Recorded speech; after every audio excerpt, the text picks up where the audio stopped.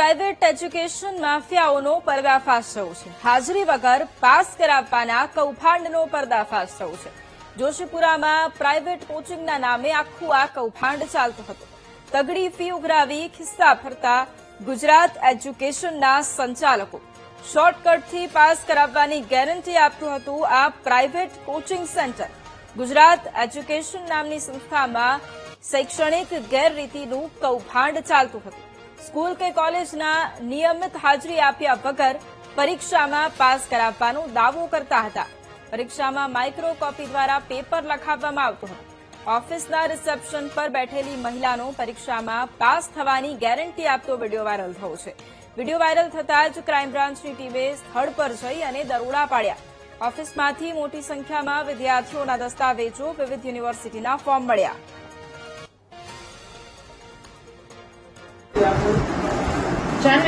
Fee કેટલી કીધી બેન?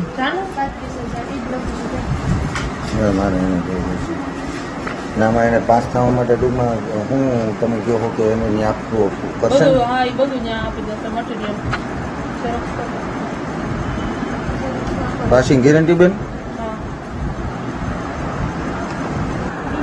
પાસિંગ ગેરંટી તમે આપો છો કયા પ્રકારની આપો છો?